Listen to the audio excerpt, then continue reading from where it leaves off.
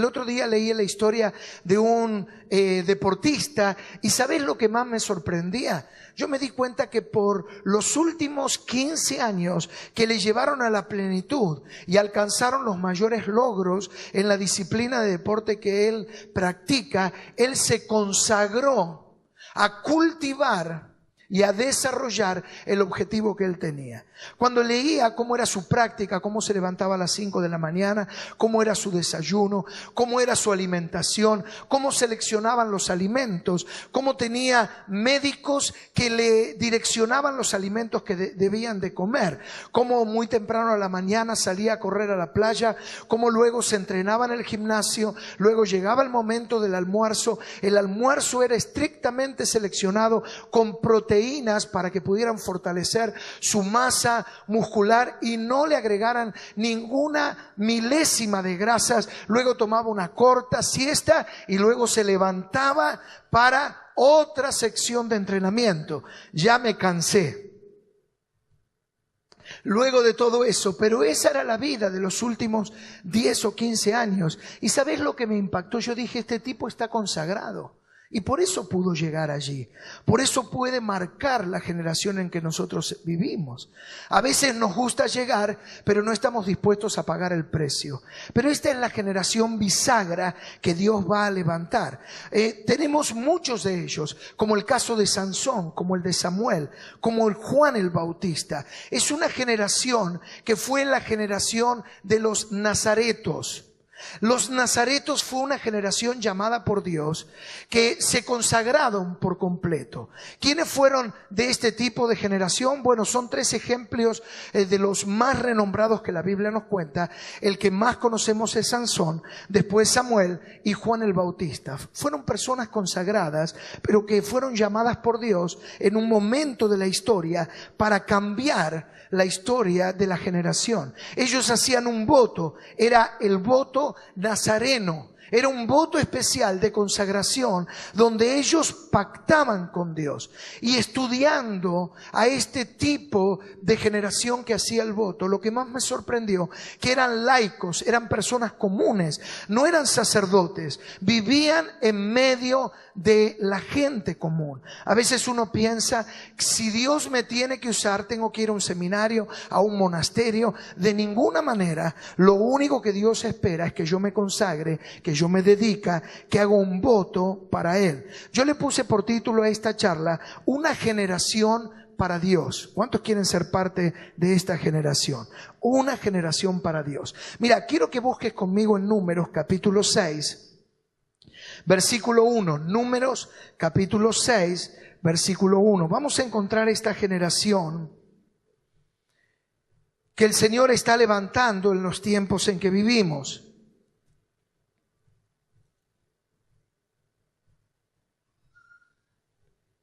Es la generación de los nazareos. La generación de los nazareos. Números capítulo 6, versículo 1. ¿Lo tenés allí? Dice, habló Jehová a Moisés diciendo, habla a los hijos de Israel y diles, el hombre o la mujer que se apartare haciendo voto de nazareo para dedicarse a Jehová, se abstendrá de vino, de sidra, no beberá vinagre de vino, ni vinagre de sidra, ni beberá ningún licor de uvas, ni tampoco comerá uvas frescas ni secas. Todo el tiempo de su nazareato, de todo lo que se hace de la vid, desde los granillos hasta el ollejo, no comerá. Todo el tiempo del voto de su nazareato, no pasará navaja sobre su cabeza. ¿Y qué más dice? Hasta que sean cumplidos los días de su apartamiento a Jehová, será santo, dejará crecer su cabello. Todo el tiempo que se apartare para Jehová, no se acercará persona muerta, ni aun por su padre, ni por su madre, ni por su hermano, ni por su hermana. Podrá contaminarse cuando mueran, porque la consagración que su Dios tiene sobre su cabeza, todo el tiempo de su nazareato, será, ¿cómo será? Santo. ¿Cómo será? Santo para Jehová. Y vamos a saltar al versículo 21, dale, acompáñame. Dice, esta es la ley del nazareo, que hiciere voto de su ofrenda a Jehová por su nazareato, además de los que sus recursos le permitieren, según el voto que hiciere, así hará conforme a la ley de su nazareato. 3 de ellos, los más prominentes, fueron los que te conté: Sansón, Samuel, que fue el primer profeta, un hombre distinguido en el Antiguo Testamento, y luego Juan el Bautista, que preparó el camino para que el Señor viniera. Los 3 fueron recursos de Dios. Siempre que la sociedad se encuentra en crisis, Dios va a levantar a personas como lo fueron Sansón, como lo fue Juan el Bautista y como lo fue Samuel. Es una generación, yo la llamo bisagra, en medio de la oscuridad, en medio quizás de una degradación. Dios va a buscar chicos y chicas, y yo lo siento en mi espíritu, que a lo largo de estas charlas, de cada plenaria, de cada taller, el Espíritu Santo te ha estado inquietando, te ha estado despertando. Ha habido un llamado dentro de tu corazón. Eso que vos venís sintiendo no es una obra de hombre, sino es la obra del Espíritu Santo. Quizás sentiste, pero ¿será que Dios me quiere usar a mí? ¿Será que Dios me puede usar a mí? ¿Será que Dios me puede usar a mí sabiendo de dónde yo vengo, conociendo el lugar donde yo he nacido? ¿Será que Dios quiere hacer algo conmigo?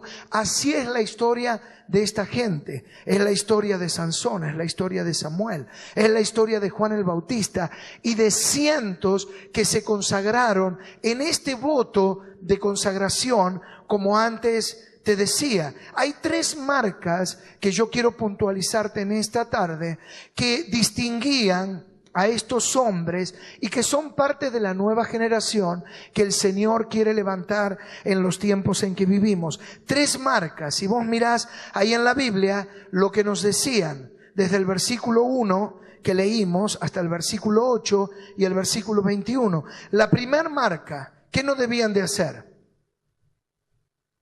Búscalo ahí. ¿Qué no tenían que hacer? Tomar vino y ningún derivado de ellos. La segunda marca, ¿qué no tenían que hacer? ¿Qué no tenían que hacer? Cortarse el pelo, ¿sí? Y la tercera marca, ¿cuál es? No tenían que estar ¿con quiénes? Con muertos. 3 marcas distintivas. Estas 3 marcas, aunque para ellos por periodos, porque eran periodos de votos de consagración. Luego, cuando uno lee todo el capítulo, dice, luego que terminaran ese voto, ellos, por ejemplo, podían participar del vino, ¿sí? Porque nosotros sabemos que no es un problema. El Señor Jesús en las cenas participaba del vino. Pero todo esto tiene un apelativo simbólico muy profundo, porque detrás de cada uno de estos elementos literales hay algo profundo, simbólico, espiritual. Cuando nosotros estudiamos el Antiguo Testamento, la Biblia nos enseña que todo el Antiguo Testamento era una sombra de lo que iba a venir.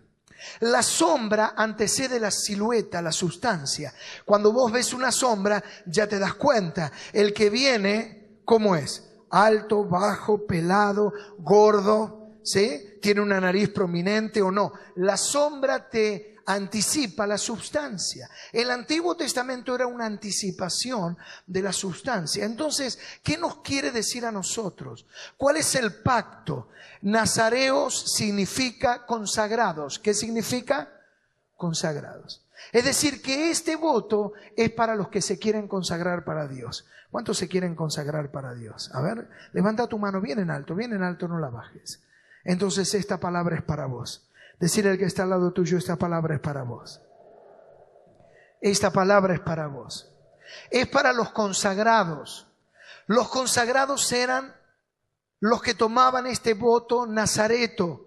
Eran hombres y mujeres consagrados. La primer marca, no podían comer uvas, ni pasas de uvas, ni beber vino, ni jugo de uvas, ni ningún derivado. Así lo leíamos en los primeros versículos. En realidad, como te explicaba, no es un problema el vino en sí.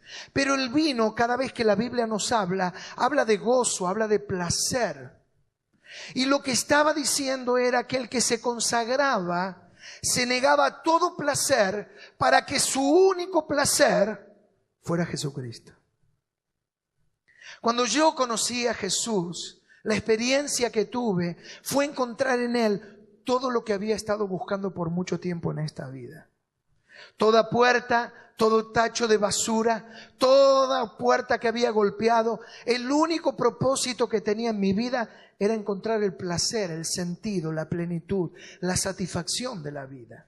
Y este voto de consagración es decirle: Señor, tú serás en mi vida mi única fuente de placer.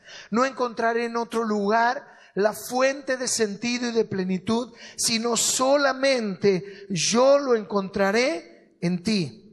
El evitar la uva y todo el proceso fermentado tenía en este único propósito. Una persona ebria es una persona que pierde el control de sí mismo. Vos lo viste, alguien que está borracho habla lo que nunca podría hacer si no estuviera ebrio.